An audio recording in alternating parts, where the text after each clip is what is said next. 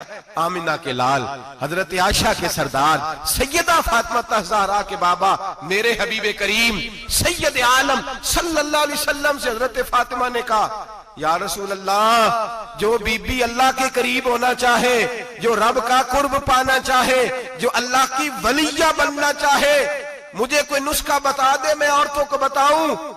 तो मेरे हबीब ने फरमाया, जो बीबी जितना घर के अंदर रहेगी, जितना घर के अंदर रहेगी, जितना घर के अंदर रहेगी, उतना ही वो अपने रब के करीब होती जाएगी, उतना ही अल्लाह का कुर्ब पाती जाएगी, उतना ही रब करीम की वलिया होती जाएगी, उतना ही अल्लाह तबारक व तआला उसे अपनी कुर्ब की मनाजिल तय फरमाएंगे। जितनी वो घर के अंदर रहेगी उतनी अल्लाह के करीब रहेगी, और जितनी सज धज के बाहर निकलेगी, जितनी सवरेगी, उतनी वो अल्लाह से दूर होती जाएगी। जितने कदम उसके घर से दूर निकलेंगे, उतने ही कदम उसके अल्लाह के कुर्ब से दूर होते जाएंगे, उतने ही कदम। माएं, तुम्हारी दुआएं कबूल होंगी, मेरी माओ तब कबूल होंगी जब तुम घर में रहोगी। बेटियों, रब करीम का कुर्ब उस वक्त नसीब होगा जब तुम घर के अंदर रहोगी। तुम भाई के लिए मांगोगी तो अल्लाह तुम्हें देगा, बेटे के लिए मांगोगी तो अल्लाह तुम्हें देगा, शोहर के लिए मांगोगी तो अल्लाह तुम्हें देगा। अगर चाहती हो कारोबार बढ़े, अगर चाहती हो रिस्क में बरकत हो, अगर चाहती हो तुम्हारे घरों में अमन हो, सुकून हो, जो तुम मांगो अर्श का मालिक तुम्हें अता करे। तो फिर मेरे रसूल ने नुस्खा बतलाया है, फिर मेरे करीम ने बतलाया, घरों में बैठी रहना, जितनी घरों के अंदर रहोगी उतना ही अल्लाह ज्यादा दर्जा अता फरमाएगा, तुम्हारी दुआएं कबूल करेगा, तुम्हारी इल्तिजाएं अल्लाह मानेगा। मेरे भाइयों, मेरे अजीजों, औरत के साथ जो जुल्म इस मुआशरे में हो रहा है, बेपर्दगी का तूफान है, तूफान है बेपर्दगी का। एक बुजुर्ग थे, दरवेश से, सादे से, वो आई साहब के पास अक्सर आया करते थे। तो थे बड़े सादे और थे बड़े नेक, पढ़े हुए नहीं थे, जाग रहे हैं आप हजरात, नेक बड़े थे। तो एक दिन ना पर्दे पे बहस हो रही थी, बैठे थे कुछ लोग, तो बात कर रहे थे, कह रहे थे कि जनाब औरत को निकाब पहनना चाहिए, बुरका ओढ़ना चाहिए, कुछ कह रहे थे टोपी वाला बुरका अच्छा है, कुछ कह रहे थे फलां ज्यादा अच्छा है। बातें हो रही थी, कोई आयत पढ़ रहा था, कोई हदीस पढ़ रहा था। उलमा बाबा जी सादे से बीच में बैठे थे। मैंने उनकी तरफ तवज्जो की, मैंने कहा बुजुर्गो आप भी तो कोई जवाब देना। कहने लगे मौलवी साहब मुझे हदीसें नहीं आती। कहने लगे मुझे आयतें और हदीसें, मुझे नहीं आती आयतें और हदीसें, पर पर्दा बड़ा जरूरी है, ये मेरी अकल में बात आ गई है। तो मैंने कहा वो किस तरह? कहने लगा ये तो छोटे से बच्चे की भी अकल में आ जाती है।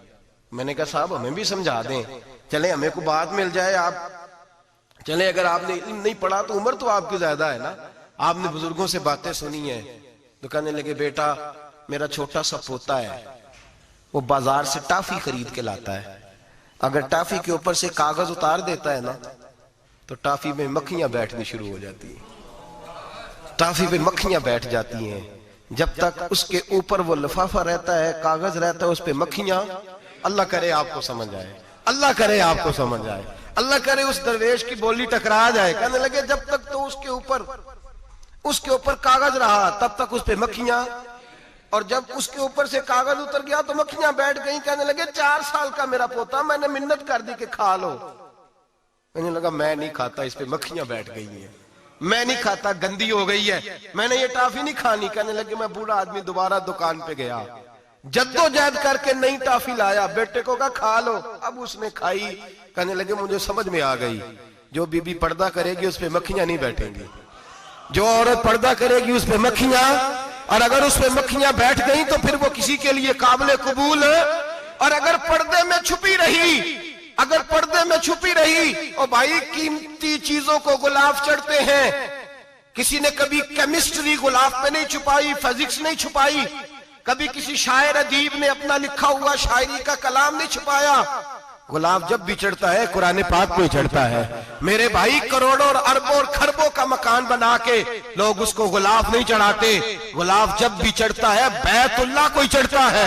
जो चीज कीमती होती है वो गुलाब पे होती है। मेरी बहनों, मेरी बेटियों, अगर तुम अपने आप को कीमती बनाना चाहती हो तो गुलाब में छुप जाओ, तुम्हारी कीमत बढ़ जाएगी, तुम्हारा वकार बढ़ जाएगा, तुम्हारी अजमत बढ़ जाएगी। मेरे हबीब ने फरमाया जितनी घर के अंदर रहोगी, दुनिया तो दुनिया रही, अल्लाह की नजर में तुम्हारी कीमत बढ़ जाएगी, रब करीम की निगाह में तुम्हारा वकार बढ़ जाएगा, अल्लाह की नजर में तुम्हारी अजमत बढ़ जाएगी। और जब औरत निकलती है, जब वो घर से निकलती है, मेरे हबीब करीम अलैहिस्सलाम ने फरमाया औरत छुपाने की चीज है, छुपाने की चीज है, छुपाने की, ये कीमती है, ये खजाना है, इसे छुपा के रखो। फरमाया जब ये घर से निकलती है, फरमाया और कोई देखे ना देखे, शैतान उसे देखता है, शैतान वसवसा अंदोजी करता है, शैतान उसे देखता है। और हबीब करीम सैयद आलम सल्लल्लाहु ताला अलैहि वसल्लम जब बात करते थे, जब लफ्ज बयान करते थे, मोहताज जुमले बोलते थे, बड़ा कम, रहमतल लिल आलमीन नबी की जुबान से बड़ा कम सख्त जुमले निकलते थे। मेरे हबीब ने लफ्ज अदा किए, सख्त जुमले। मेरे करीम ने फरमाया जो औरत, ये जो माए बहनें सुन रही हैं, खुदारा आगे पहुंचाएं, आप भी घर में जाएं तो ये वाला वाज अपने घर में पहुंचाएं, सुनाएं, खुदारा सुनाएं, खुदारा। रोज एक कयामत टूटती है और मेरे भाई लाखों इज्जतदार लोग अपने तकिए पे मुंह रख रख के रोते हैं, इसलिए कि वो बच्ची जिसके बारे में कहते थे हमें एतबार है, एतबार, एतबार का लफ्ज बोल के बाप जो जुल्म करता है अपनी बेटी पे, भाई एतबार का लफ्ज बोल के जुल्म करता है बहन पे, एतबार का जुमला बोल के ज्यादती करते हैं हम अपनी जानों पर। हजरत जुनैद बगदादी सूफिया के सरखील सूफिया के, उनसे एक शख्स कहने लगा मुझे बेटी पे एतबार है, मैं उसको फलां जगह दाखिल ना करा दूं, पढ़ ले। आप फरमाने लगे तुझे एतबार है तो क्या अल्लाह के रसूल को एतबार नहीं था? ये तूने कैसा लफ्ज बोला, तुझे एतबार है, नबी पाक को नहीं था? मेरे महबूब के पास हजरत आयशा सिद्दीका बैठी थी, और वो बीबी जिसको कुरान कहता लस्तुन्ना कहदम मिनन निसा, तुम्हारे जैसी दूसरी कोई हो सकती नहीं। मेरे महबूब के पास हजरत अफसा बैठी थी, जनाबे सौदा बैठी थी, इससे बढ़कर भी किसी को एतबार होगा जिनको कुरान कहते हैं जैसी दूसरी हो ही नहीं सकती।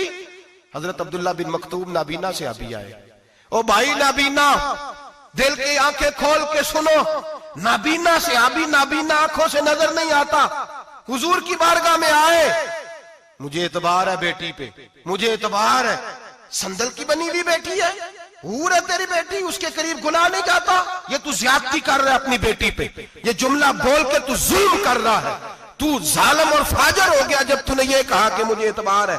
मेरे हबीबे पाक से बढ़कर किसको एतबार होगा? मेरे करीम रसूल सैयद आलम नूर मुजस्सम सल्लल्लाहु ताला अलैहि वसल्लम ने फरमाया, हजरत आयशा थी, हजरत अफसा थी, हजरत सौदा थी, अब्दुल्ला इब्ने मक्तूम नाबीना आए तो मेरे नबी ने फरमाया बीबियों पर्दा करो, बीबियों बोल के बताइए, बीबियों, सारे बोलिए बीबियों, अल्लाह करे ये आवाज गूंज जाए पूरे मुआशरे में, बीबियों।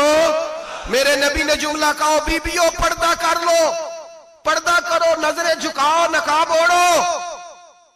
एक जौजा बोली हुजूर उन्हें तो नजर नहीं आता, वो तो बेचारे नाबीने हैं। तिरमिजी में हबीब पाक के लफ्ज सुनिए, या रसूल अल्लाह उन्हें तो नजर नहीं आता। मेरे रसूल ने फरमाया तुम्हें तो नजर आता है ना, तुम तो अंधी नहीं ना, वो एक मर्द आया है, वो एक सहाबी आया है, तुम्हें तो नजर आता है, तुम्हारी आंखें तो है, उसे फितना आए ना आए तुम्हें नजर आता है, खबरदार पर्दा करो, आंखें झुकाओ, चेहरों पे नकाब डालो।